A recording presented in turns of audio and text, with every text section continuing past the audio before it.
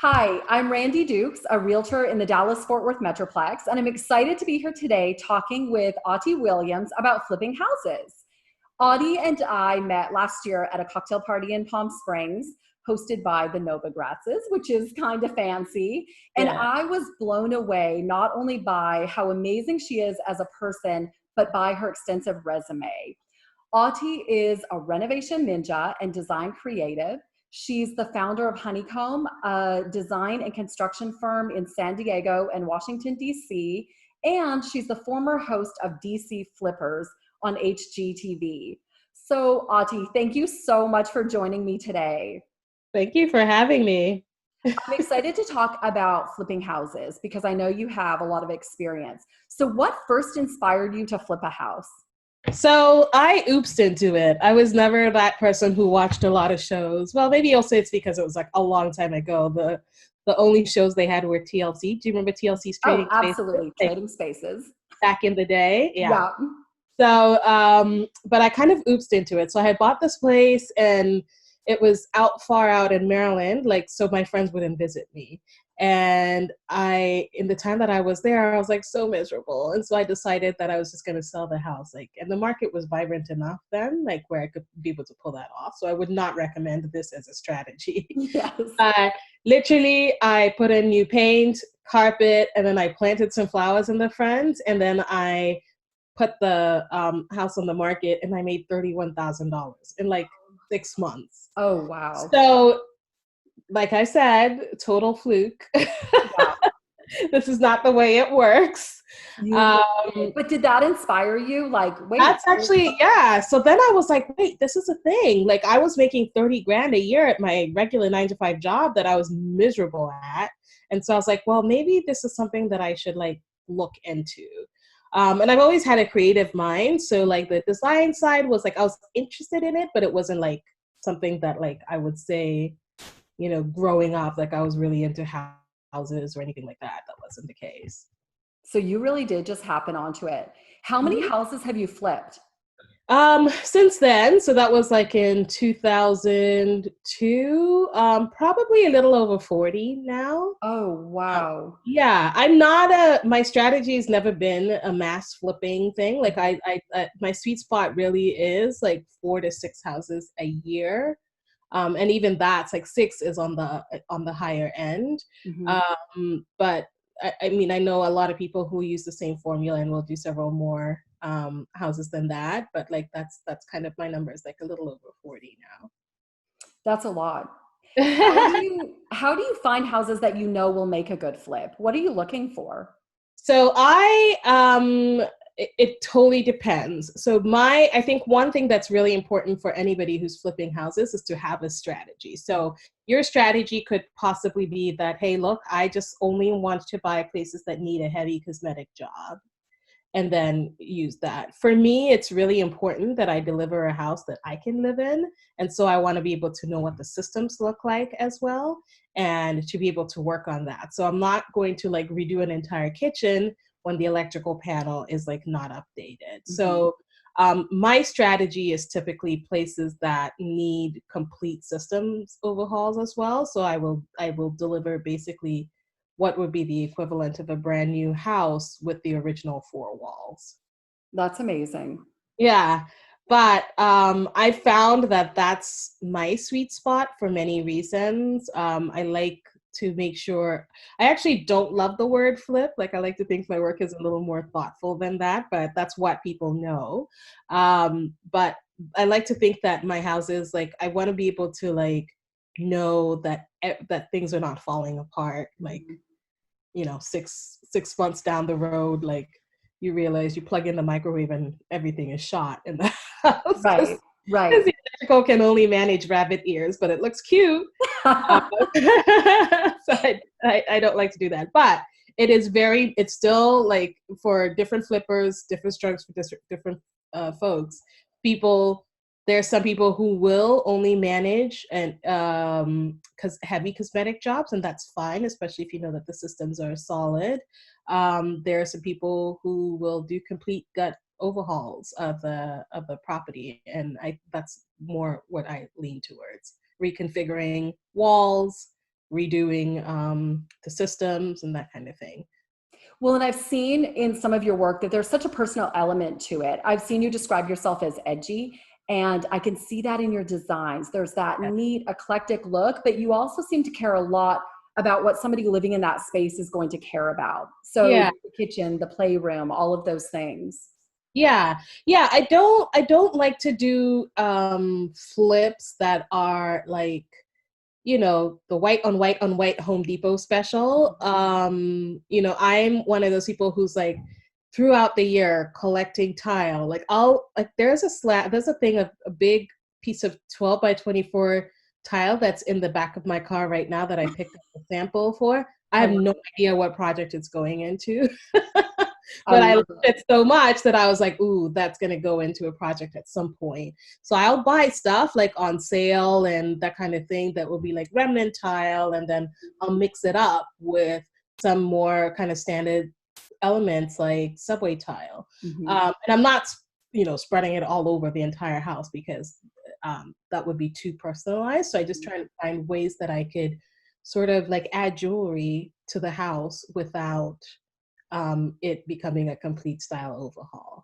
I love that. Yeah, and I think also like one of the other things is like I'm really respectful of the architecture of a home. So as much as I infuse my own style in things, I do, I don't want to do like a Victorian house on like a mid-century modern space. Like I want to be able to like respect what the original architecture and era of that house looked like at that time.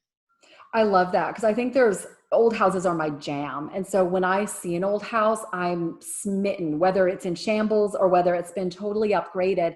But there's really something when you see that even with updates and very modernized updates, it still has that feel of the old house. Yeah. It makes my heart sing.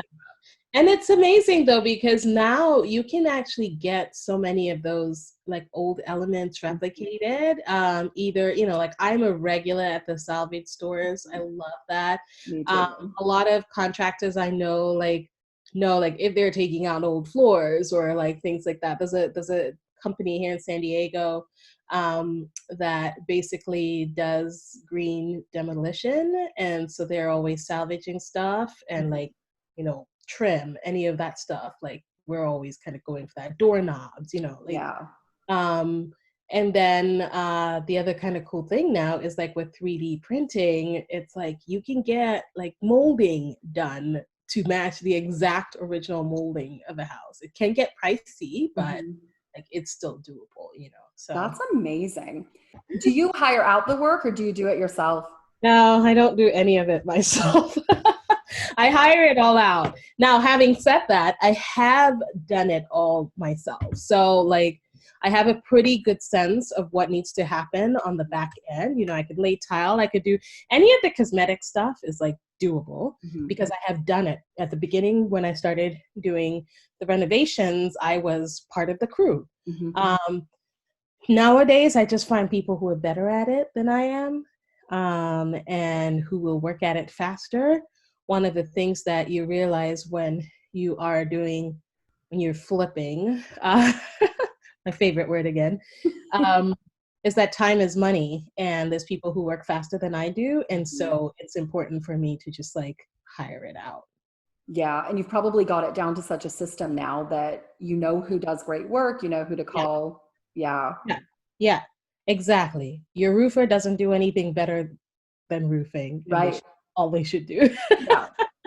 And tile guys are tile guys and they're detailed and stuff like, so there's just like, even just little things like carpentry, right? Like you think a carpenter's a carpenter, but it's not. Your framing carpenter, like your rough framing carpenter is completely different from your finished carpenter. So those are the things that I hired different people for those things. Smart. Yeah. Are there any red flags that newbie flippers should watch out for? Oh, yeah. I think one of the things that people who are flipping underestimate is like they think that they could save the money in the process of doing it. But this is why it's like so important to like hire a realtor like you, Randy, like Radiant Randy. Because you make your money on a flip when you purchase the property, not when you're selling it, not while you're constructing it. As a matter of fact, the numbers that you have for construction, unless you've done it as many times as I have, more often than not, you're going to be off on those numbers. And so it's really important to get your discount at the point of purchase. So you're looking for a deal on the front end before you ever put any work into it. Before you put a penny into it, you're looking at a deal on the front end. So you have to be able to buy things like really low, buy things at a discount, and and then overestimate how much it's going to cost for construction, overestimate how much it's going to cost, how long it's going to take you to, and then underestimate what your after repair value is going to be. And I think, the numbers is where people really mess up when they're flipping.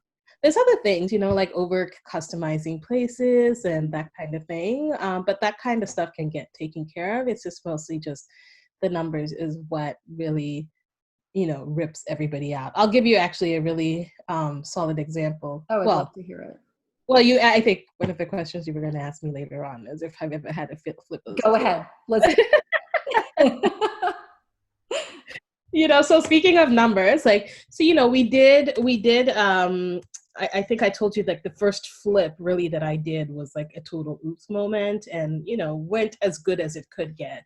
After that, a few maybe months or a year or so later, I did buy another place that was meant to be my first flip. Coincidentally, my now husband, who was my then very new boyfriend, and I decided to buy this place, and we thought we were going to renovate the entire thing by ourselves. And like after the first day of like doing demo and being covered top to bottom in like plaster dust, and trying to figure out, okay, now that we just took down everything, how do we get it out of this house? All that stuff. It's a mess, so like it costs twice as much. It took 3 times longer than what we thought it was going to take us. And eventually we had to bring in a general contractor to work on the project, who was an absolute disaster as well. And so, it's like, fortunately, that was a property we ended up actually keeping for rent, and which is an important thing. Always have a plan B and C, especially in this market. But we ended up selling it many years later and kind of made the money at that point. But while we were flipping it, we were like 3 times, 300% more on the timing and the budget and all of that stuff, and like went through several GCs. I mean, it was painful. Which is why it's so important to talk to people and do your research and figure out. I think a lot of people, because of the popularity of shows on TV, think that flipping a house is amazing. But what they don't see is all of the behind the scenes stuff and the professional crew that's handling everything, and so many facets. And I've heard people be like, well, I'm pretty handy, I could flip a house. No, let me tell you, the number one best skill to have for flipping a house is being a good project manager. That's what it all comes down to. You could be super handy, you could be like, I don't know, like the numbers whiz or whatever, but at the end of the day, if you don't know how to plan that project, like flipping is like plan, even before you even start looking at places, trying to figure out what the exact plan will be, how you'll get people in, how you'll get, like, what kind of numbers you'll be looking at, what happens at what point, who gets in, which contractor gets in right after what other contractor. How can I get my materials in like way before before we even start construction, and like planning all that stuff out is like the most important bit. And that's like, for me, as someone who's like a creative and understands construction, my superpower comes down to project management. That's what really makes me. It's not my design style, like that I could hire out. It's not like that I understand construction and can do construction. It's that I can plan. And so my record's been that now that I kind of have it down to a science, that I'm very, very rarely over budget and very, very rarely over the time that I've allocated. Yeah. Well, and it's so important along those lines of just looking at start to finish. It's so important to be looking at the end and how you're going to sell that house Mhm. and what that market can hold up and what the neighborhood can hold up. I've Yeah. seen some amazing flips done, but they've got a house now that in a neighborhood, it's $150,000 more than everything else in the neighborhood. And nobody wants to buy it because it's not Yeah. supported. Well, and this is why it's super important to have on your team as a flipper a real estate agent who Mhm. understands the market, who understands the neighborhood, who understands the nuances. So I'll Right. give you an example. So I'm now in San Diego, and in Washington, D.C., I knew the city like the back of my hand. I fully understand numbers. I had agents who worked for me, so it Mhm. was like easy to be able to kind of get information, but I knew what it is, like what the market can handle. Right now in San Diego, I was just recently having a conversation with another realtor, and he was super knowledgeable because there's very distinct things, like basically from property lines, for example, right? Like you look and you're like, why is this one street $100,000 less, 10% less Mhm. than, because $1 million is usual Mhm. here, it's Right. normal. But why is it, oh, well, that's not like, the elementary school is not zoned to this place. So you're like, okay, so, if I want to get X number of dollars, I need to get it at this amount because of the elementary school, or little nuances for us. It's like, is the place built on a canyon? Like, what's the canyon view? Like, views are a big thing. Yeah. Everything there. Yeah, we've got lots of kind of. I'm in an older part of San Diego because I love old houses like you, and with old houses comes the quirks of like this. They're small, but there's like a big price differential. There's a place that I was analyzing the other day that's on the market for a little over $1 million, which is like it's crazy, but Yeah. yes. That buys you a lot of house here in Dallas. Fixer upper at a little over $1 million, 1,300 square feet. The numbers wouldn't work for me unless I got it at 900,000, which is still a lot. Um, and in order to flip it, we would either be looking at using the same footprint, in which case the ARV might be like 1.2, 1.25 for the after repair value. But if I actually ended up, instead of flipping and doing an addition on top of it, and using the current footprint and doubling that, so like adding another 1,300 square feet, then the after repair value at that point is 1.85 million. So, little decisions that you have to kind of figure out. Like, now that's a longer project. Like, just with everything that's going on in crazy 2020, I'd have to figure out, like, do I want to be in a project that long? Right. Do I want to go through all that stuff because the permitting process is obviously going to be a lot longer, and the structural work Right. involved, and all of these different things. But like, the outside number, the return on investment and the return on time is really high. And so it's kind of like deciding, but I would not know those nuances unless Right. but because I talked to this realtor, they were able to explain that stuff to me and what the different little things are. Mhm. So yeah. Thanks for the plug. Definitely important to have a good realtor. Yeah. Okay, so can we wrap up with you telling us what your favorite flip has been? Oh my goodness. That's like asking me what my favorite child is. Except I Is it only have one. really? I do have one favorite. Yeah, you only got My one. favorite child. I actually call her favorite daughter all the time. She thinks it's funny. I'm like, where's my favorite daughter? My favorite flip. You know what? I have to say, so there's a house that I worked on, and we called it Henry's house because the gentleman who lived in there, his name was Mr. Henry. He had lived there for 45 years. He raised his daughters at the house, and then he passed away, and his daughters, who actually sold the house to us.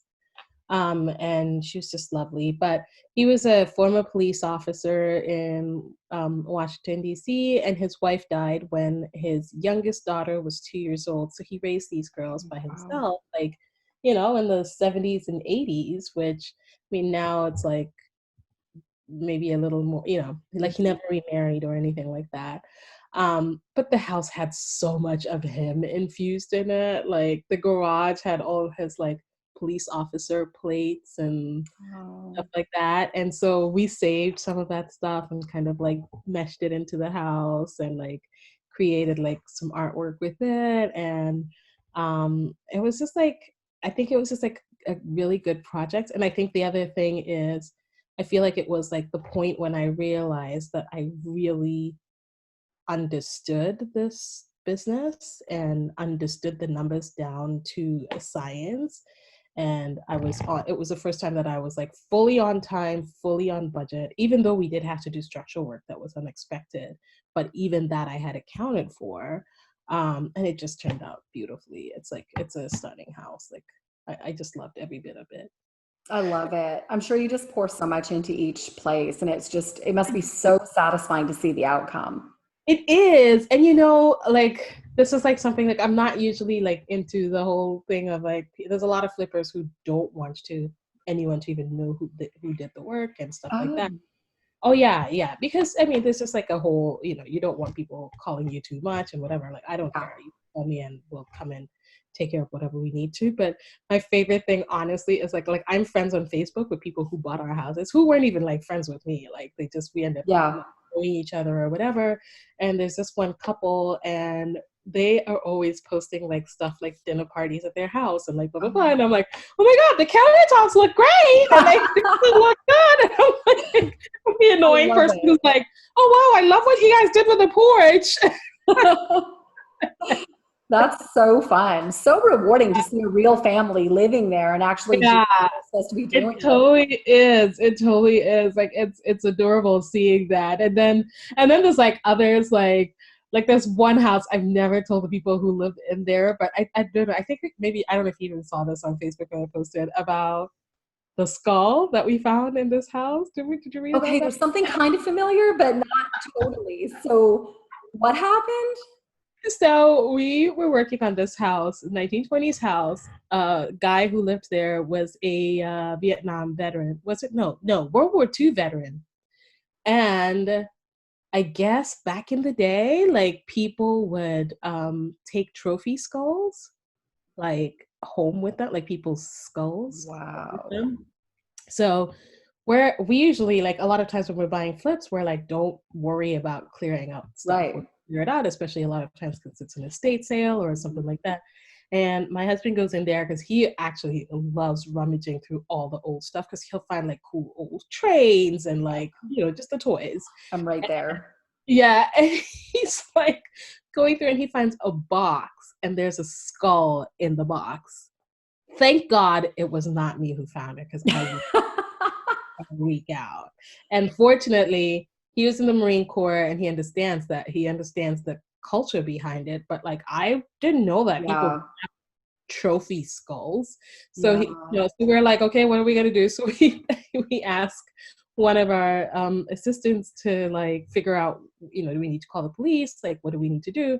Turns out the police are like, no, call the Japanese embassy because turns out there's a lot of these. And there's like a person in the Japanese embassy whose job is to expatriate these skulls back to Japan and connect them to their original family member. Oh, wow. Which is what happened. But in the meantime, while we were waiting for the person at the Japanese embassy to come and pick it up, we put it in the box and my husband put it in a vintage oven that was in the house that we were gonna sell to somebody else.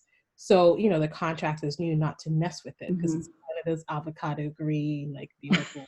Yeah. Puts it in there. One of the contractors comes out, opens the oven like for something, and the skull comes rolling out. Oh my gosh. Out. That's insane. You can't make that up. Oh God, it was so awesome. That's I was crazy. Laughing so hard at him. I was like, yeah, I'm sure you have piles of stories about the things you've seen. Oh yeah. You definitely see some really crazy stuff, but it's also like you see people's histories in this house. And then there's like some times when you walk into a house and you're like, oh my God, I can't believe children are living in here. Like such bad shape. I mean, those were a house that was like, the tub was covered with cigarette stubs because the guy just couldn't be bothered to go and like Wow. stuff out, and I mean like filled with it. Wow. Just disgusting things like that. Yeah. Yeah. Little bit of everything. A little bit of everything, poop, all sorts of stuff. Yeah. Yeah. There's a glamorous side that we see on TV. Yes, everyone sees the after. They see the after. They don't see some of the before are like sanitized. Yeah. Yeah. Well, thank you so much for sharing your adventures and just your knowledge with us. I love that you do this. I'm fascinated by it and kind of have this dream at some point to be able to do something like that. I may have to live vicariously through you, but thank you so much for sharing with us today. Oh, you're welcome. And you should do it. You are in the business. You are like, I used to tell my agents this all the time, like this, you know how people are immersed in the stock market and understand it inside out? Yeah. You get that. And so you're in a really favorable position. And, you know, real estate salespeople, we don't have 401ks. True. You know, your 401k is your investment, and so whatever you can do to kind of get it together, there's lots of creative ways to do it. I know a lot of people are usually like, well, I don't have the money to figure it out and whatever, but there's lots of different ways to finance it, and you know, there's like a whole conversation to have on how do you finance these projects, but it doesn't all have to, it's not all the stuff you hear at the late night, like no money down, like blah, blah, blah. That's not going to happen. Right.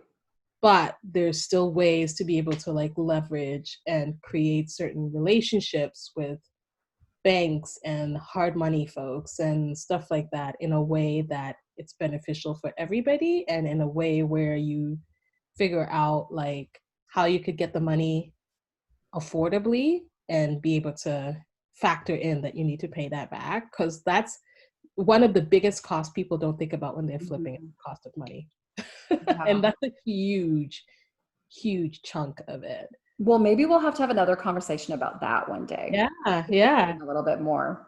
Yeah. That does require a lot more like kind of in depth, like how do you create those relationships? And it's not complicated. It's just a matter for us. One of the best relationships we had was just with like a small local bank. Mm-hmm. And small local banks, well, people will usually try and go to like a Bank of America or whatever, but identifying who your real estate bank is in the area that you live in. There's always one bank that's their play, and typically small banks, and they will assess deals based on the individual deal as opposed to on a formula.